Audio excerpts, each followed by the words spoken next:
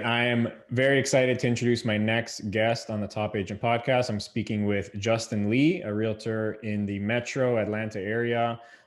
Really excited to speak with Justin. I came across Justin online, browsing on YouTube, saw his channel. I was really impressed by the quality of his content and videos, has tens of thousands of views on his channel from what I can see, and clearly using the internet and social media to grow and brand his business. So Justin, welcome to the Top Agent Podcast. How's that intro for you? Pretty good? Good. I like it. Yeah. Hi, Nice. Kosa. How are you? I'm good. I'm good. So yeah, if you don't mind, kick things off. Tell us a bit about yourself and how you got into real estate. Sure. It's a really funny story. When I was 18, I actually started my own business. It was nothing about real estate. It was tennis. I played tennis in high school, and I coached tennis when I was about 16. And then I started thinking, hey, I could sort of make this a job. I've seen my coaches make, pretty good money. I said, hey, why don't I take this to the next level? And I actually got certified, and I went out and basically taught tennis. And then about 2 years, I went to a loan officer and asked them, hey, can I get pre-qualified to get a rental property? And at that point, I asked them and they were okay with it, and we got approved. And I went to go look at sort of house hacking my first property. So um, I went to Atlanta. We looked at some deals, and I stumbled upon one that an investor was ready to sell. And I had actually put in a contract and I was in the due diligence period to get the property. But I was a little afraid on my end of, is this the right deal? So I actually went ahead and asked one of my my father's friend that was a real estate agent at that time. And she had told me that this was, it's a little, you're squeezing your budget on this, on your monthly rent and everything. And at that time, I had no idea. But she knew that I was sort of passionate in real estate. So she had asked me, would you like to be a real estate agent? And I looked at her and I told her, I have no idea. I honestly never wanted to pursue real estate as a job. I just wanted to do it as a investment portfolio. Um, and I took about a week to think about it. And I told her I'll do it. And I got licensed in about a month. And I actually am with her as my broker, and I'm still working with her. So Nice. That's awesome. Great story. So and how long have you been a licensed realtor now? So about 4 months after I got licensed around November of 2020. Okay, perfect. And so, 4 months in, just for some context, I know you're still getting your feet wet into the business, but Mhm. how many transactions have you done or are anticipating to do this year? So currently I've got one done. And then I anticipate, which is for the future, but I would like to do one deal every single month. That is my goal. So Nice. 12 in 1 year. Okay, that's awesome. So, as I mentioned in the intro, I came across your YouTube channel, saw the content you were putting out consistently, which is what initially attracted me to you. So, what made you decide to jump into YouTube and start focusing on that to grow your business? Crazy story. I think when I started my tennis business, the hardest thing for me was marketing. Marketing is just something that's so diverse, and you can do so many things. And, if you're not consistent with it, it fails. And so I looked at myself really deeply, and I told myself, what am I sort of really good at? And what can I really put onto the table of people who have no idea? And I had all this gear laying around. I was always been intrigued about cameras and all this filming equipment. I told myself, you know what? I'm going to start promoting myself and make a personal brand out of what I know best, which is just getting on camera and producing as best of a video I can. And so that's basically what started me just doing YouTube and then getting onto TikTok, making sure that I put out really good content and very good informative content, basically. I love that. That's awesome. And you have been consistent with it too. Like, how often are you putting out videos? So for TikTok, my goal is once every day. Um, it's hard doing once every day, especially when on TikTok, when you're, using your phone, but I actually use a 4K camera. So Right. when you're doing all that and then you're going on to editing, I can't get once a week or once a day. So it's usually around 3 times a week. And then for YouTube, I try and do twice a week. Nice. Okay, fair enough. So, when you invest time and energy in money into something, especially in business, you expect some return on investment at some point. So, other than like providing value and just putting out good content that people are going to consume and find valuable, what's your strategy in terms of expected outcomes as a result of this content you're putting out? So I started this thinking of a long-term goal. I had no intentions of actually um, starting now and then getting a deal like the next day. That wasn't my intentions with social media because it takes time for presence and the algorithm sort of get you into the game. And so I had originally created YouTube to sort of get my face out there, because you could search all these Atlanta realtors, but when you actually have a YouTube and you have sort of videos out there, people get to know you without having to know you personally. If that makes sense. So that was my main goal with YouTube. It was nothing short term where, I was gonna make one video and then all of a sudden I was gonna expect, multiple people calling me. That's what advertisements are for. But for YouTube is more for me to get my knowledge out there for people who are been interested in a topic that I had. Yeah, and I love that answer. I think that's the right answer. Sort of that long term vision, that consistency, and I think it will. My bet is if you continue putting out the content you are, it will pay dividends for sure in the Thank future. you. I So, appreciate that. but regardless, I know the long term vision. Have you seen any results in the short term, at least, with maybe some leads or people contacting you, whether it be on TikTok, YouTube, or anything else? I have. It's actually crazy. So with TikTok, I've actually had 2 clients reach out to me. Um, I don't know if I'm allowed to say names or anything, but I have a client that is from Boston and she's moving down here with her grandmother and her kids in Atlanta. And she's still deciding about Atlanta or Texas. And I've been back and forth with her trying to tell her about this and that. And I've showed her properties. So it's weird that I think TikTok has been more of a outsource of not in Georgia, but in other states. So I've got contact with other people who are trying to move and they've been asking about this and that and sort of lead nurturing to make sure that they become a client basically. With YouTube, it's actually crazy. YouTube has actually met me more people that work in the industry. So I've had people reach out who are realtors in Georgia and have reached out to connect and see what we can do together to get more sales. So it's interesting how each different video I do or each different platform has a different way of reaching out to people.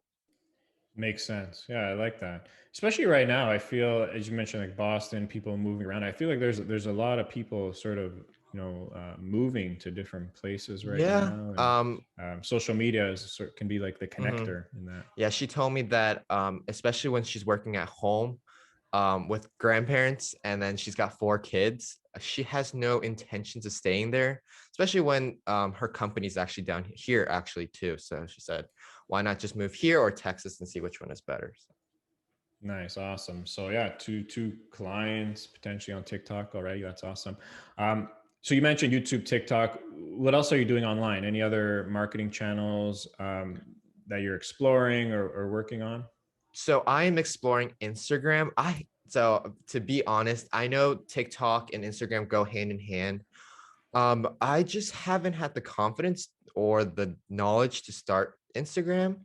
I just feel like I want to focus on TikTok first and then start growing into Instagram itself. But other than that, I've started Facebook ads, which is probably where I get most of the leads from, which is what I do as a marketing source is basically Facebook ads. So Let's talk about that. So Facebook ads, you hear a lot of different, perspectives and opinions on Facebook ads. In your from your experience, how are the leads through Facebook? So for me, as an average to see like my lead per click, I'm spending around about $2.05 per click on a lead, which is, I think, a little bit higher than average in the real estate market here. But I also think of it as the more faces I get, right? Because there's a marketing say that it says that you need to be in front of people's face at least 7 times to actually get them a customer. So for me, it's always been long-term game, not short-term game. So either if I'm spending $100, of course I want to see a return on investment, but I also see as my face is getting out there, and there are other things that are going to go out there too with me putting out ads. So most of my ads are just educational stuff. So I've understood that as a home buyer, it's not all about you. It's all about giving, especially in real estate or any business you're in as a service business. It's not about you or how big you are, or how many homes I've sold, because in conclusion, they also want to know you personally, and they want to trust the person, right? So I've my marketing has always been give until I receive at the end. um, so that's basically what my marketing is with all my Facebook ads.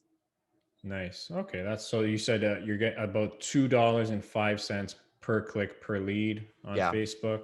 Mhm. Are you finding the leads coming in? Are they, fruitful? Do they have potential? Most of them are rent to buy programs. I've had clients that tell me, "Hey, I'm renting currently. Do you provide any rent to own programs?" And I told them, "Hey, not currently as of the moment right now, but I am working with some people to get that going." So I've had people on the back end of my lead ends. Just I haven't been able to set up my rent to own programs and stuff. So I'm still learning about that per se, but leads on Facebook ads have been consistent. I'd say it's consistent. It's just that I have to do the back end work of making sure that I'm holding on to these potential clients and then putting them into clients in the future, right? So, Yeah, yeah, got you. So that's a good segue into sort of this next topic I want to talk about. So, in real estate, it's sort of there's a cycle. You have your database, you're nurturing mhm. contacts and new people, they turn to opportunities, it turns into a sale, and sort of the cycle continues. So what are what are some ways you first of all like add new contacts, new people to your database, your sphere of influence? What's your strategy on that front? So um, it's funny you ask, because I'm gonna go back to my tennis business that I did. Um, I had a paper and pencil. I wrote it down on Excel, and I said, "Hey, I just got to make sure I have their contact information." And once a week I go in and I start calling and making sure that they're still interested. And then I heard something called CRM, and that sort of like made my life a little easier. So I have a software where I just make sure that I put it into a CRM, and what it does is it does a email marketing for me. So obviously with my Facebook ads, what I ask them is basically a lead form, right? And I make sure that I get their information, and from there I send them content or information through their emails, and I make sure I'm always in contact with them at least once a week, just so that they're still aware of that I'm in their life, and that they're always going to get some information due to me, right? So it's a win-win, and I think content is always something that people are wanting, especially if you know what they want, right? Okay, so that's good. So every new person, new lead that comes in, you put them into your CRM. They go into this automated email. You Marketing, yeah. said marketing once a week. Yeah, once a week. And is everyone getting the same email? Do you have like different segments that you're using, or? So especially the ones that are rent to buy, I try and give them like how to buy a house or the guides and stuff like that. So I do have different sections, but I only have two, because obviously I haven't you have a lot of clients to be able to section, these people are looking for right now, these people are, in the future. So most of them are just basically rent to buy or just wanting to buy a home now, basically. So giving them information on which ones they really need to do, right? Nice. That's awesome. So that's Mhm, so once a week, everyone's going in that flow. Perfect. mhm. What about like non-paid channels? Like, do you do any of the traditional stuff like, cold calling, door knocking? I don't. I've always had a fear of door knocking and cold calling. And I know a lot of people do get business from doing that. And it's a free way to get leads. And I totally understand it. But for me, it's not what I like to do. And so I've advised that, you know what, I'm actually going to go a different way. It's for me, it's not all about money. It's about me enjoying the passion that I have with growing my business. So I'm not saying it's a bad thing. Cold calling, door knocking, it all works. And I know a lot of people, and my broker has even started off doing that. And I told myself, if I'm really going to take passion in this business, I want to be known as something where I enjoy it every day and I wake up to it and I know what I want to do. And so I think sticking to one marketing is the best marketing you can have, because when you're all scattermined with this and that and this and that, you never know which one works the best, right? But if you can focus on one and really drive yourself on one marketing um, program, or I guess a scheme of it, there's more success to it. So I took the route for free, more content with just giving out basically free educational content. I like that. That's awesome. Back to your first point. So you put them in your CRM and they get the emails once a week. Do you nurture them in any other way, like personal touch points at all with leads in your existing system? I don't, other than texting them. Other than that, like me personally texting them, just, how you doing? Is everything going well? Other than that, I don't do anything, I guess, automated, if that's something. I just make sure I text them. Sometimes they text back, sometimes they just don't. If they don't text back, I usually make a call just to see how they're doing, just reaching out.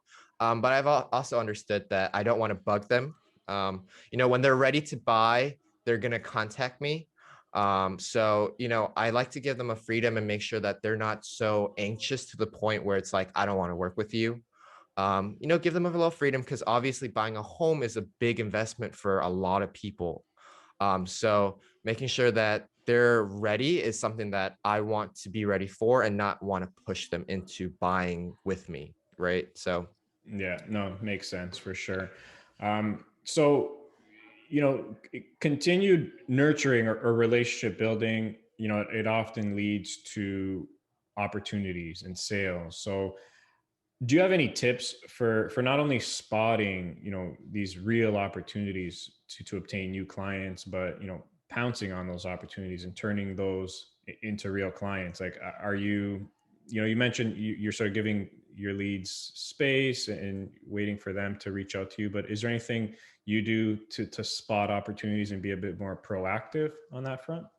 I don't. To be honest, I am pretty much laid off on the spot of, um, in, unless they're ready to buy, I don't push them into any sort of way. I've understood that there are ways, that there are sales marketings, and there's so many things that you can do with clients. But I've understood that who I am is I like to give them the freedom to, be able to understand what they're doing. And I don't want, so I think of it as as I said, a long term, right? So if I push someone into a sale and, they buy a home with me, and then later on it becomes to where, they've made a bad decision, that word will spread onto my reputation that, hey, this guy just pushes people to buy homes and this and that. And I've understood that I like to keep a good reputation, because in real estate, word of mouth is probably the biggest spread that you can have, with a lot of friends and family reaching out.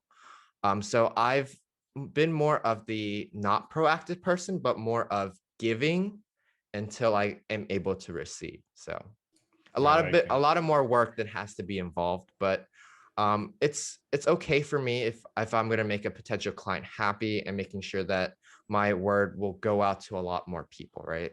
Yeah, So, long-term game. mhm. Long-term game. I like it. So you have a couple of transactions under your belt. Do you have any listing like selling deals, or have they just been on No, the they've buy side? all been buy. I haven't had a listing. It's funny because I talked to my broker, and my broker told me that you should get started with trying to help people buy a home because when you sell homes, you might not be ready. There's a lot of more stuff going on.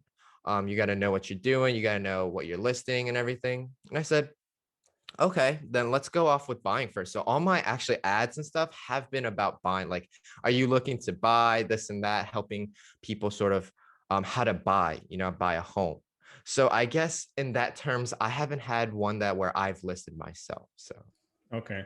So, focusing on the buy side, then, is there any specific, marketing campaign or strategy that has worked best for you to attract potential buying leads? Like, have you been tested different campaigns on Facebook, for example, or?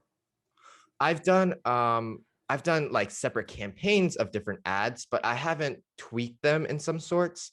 I'm not going to tell you I'm an expert at Facebook ads and like I know how to do this and that and this and that, but I'm learning how Facebook ads work.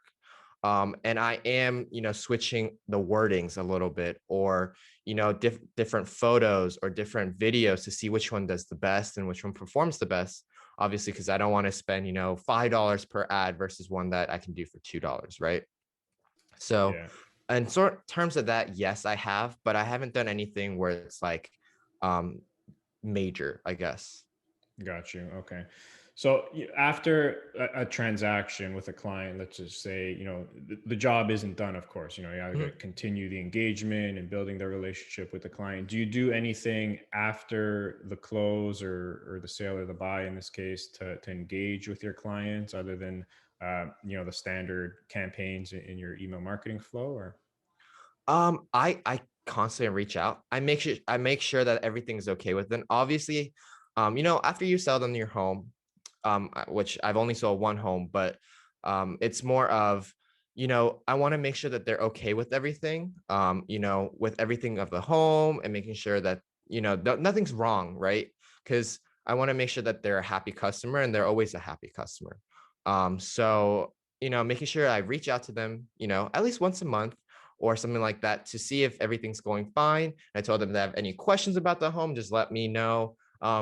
And just trying to be a friend more than their real estate agent. I want to be more of their friend, have a more conversational type of talking more than, you're my real estate agent, So. Yeah, totally makes sense. Was the deals you have under your belt, have they been, pretty straightforward? Did you counter any unique sets of scenarios or challenges or anything like So that? I haven't with the first one I did, but I'll let you know. Last month, I had someone reach out to me. This person is from China and just came in with a visa. And he doesn't work in America. He's got I don't know the full story, but he's got money from China that comes in every single month.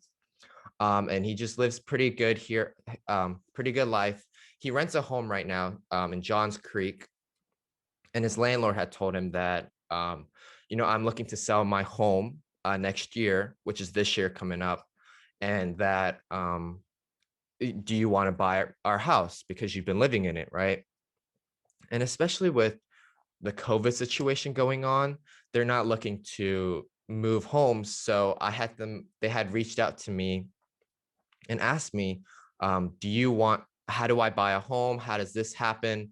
Um, is my credit looking okay? So I had a very interesting situation with our loan officer, just figuring out like, okay, so there are so many situations with so many buyers that like you can't just have one straightforward, I guess, buyer in mind, right? So it was a learning experience with me. I told them, hey, I have never dealt with foreign transactions ever. Like I actually don't even know if you'll get pre-qualified.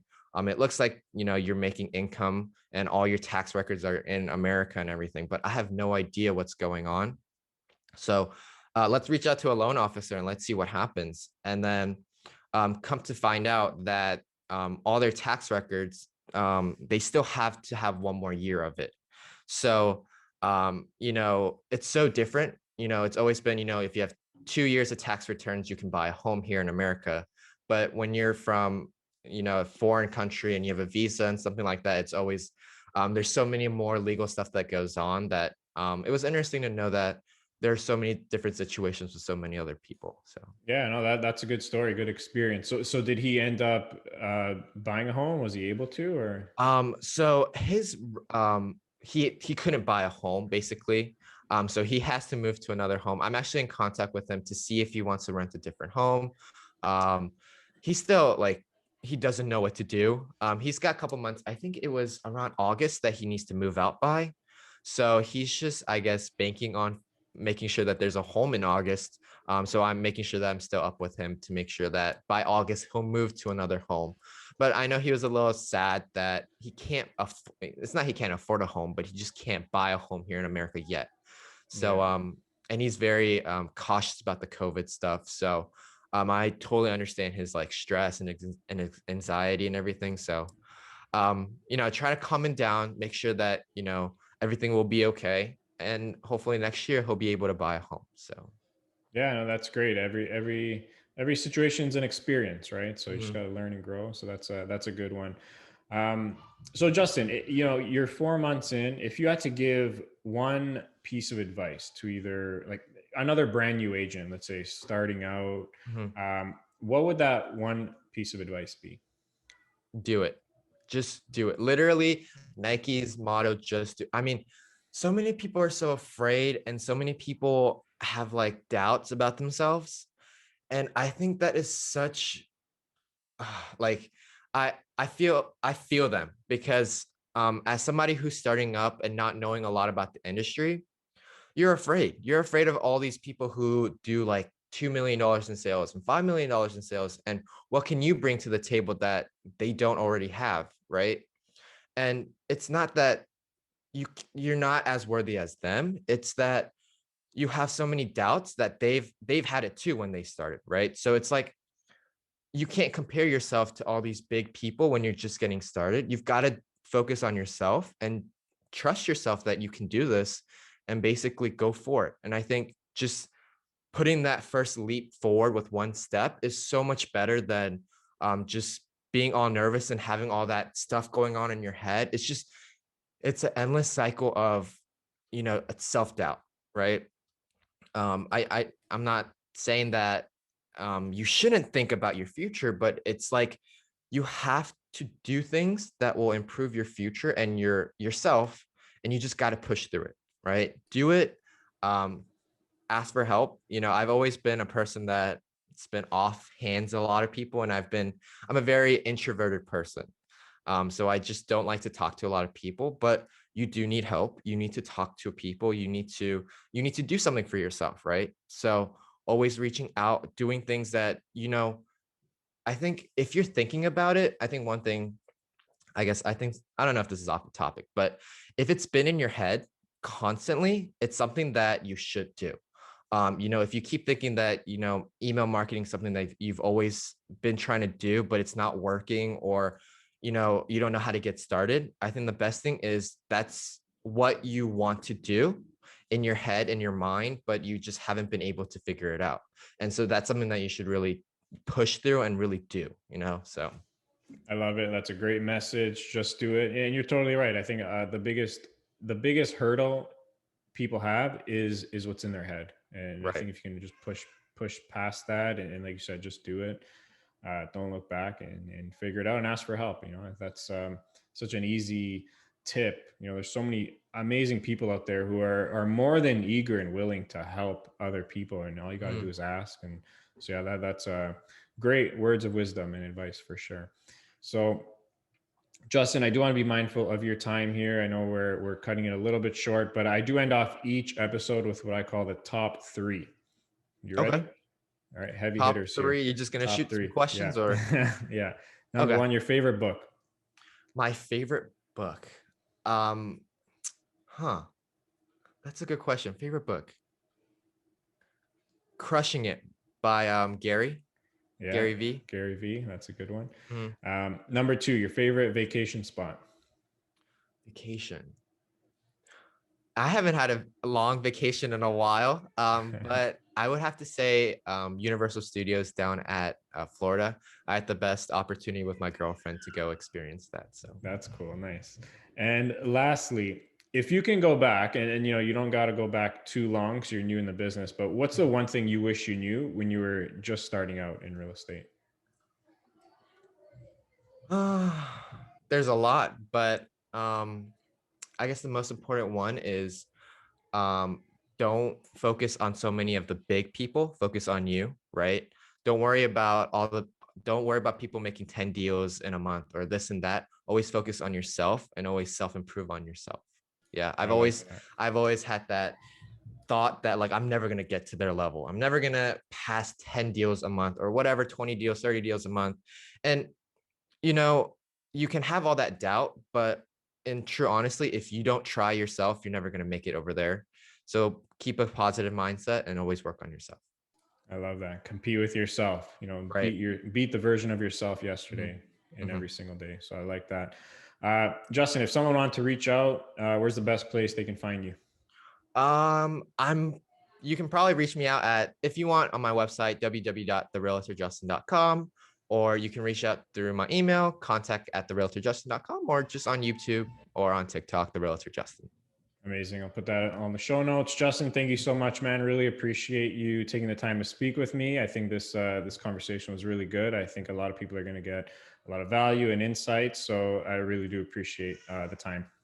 Of course, Kosa. It was really nice to come on and just talk. I haven't talked like this in a while, so it was pretty nice too. Just Nah, nice. I'm glad. We should do it again sometime for sure. of course, maybe an update video. Let's do Get more deals in my it. pocket. Nice. Awesome. All right, Justin. Thanks so much. Really appreciate it. Of course, bye, All right. Take Costa. care. Thank you so much.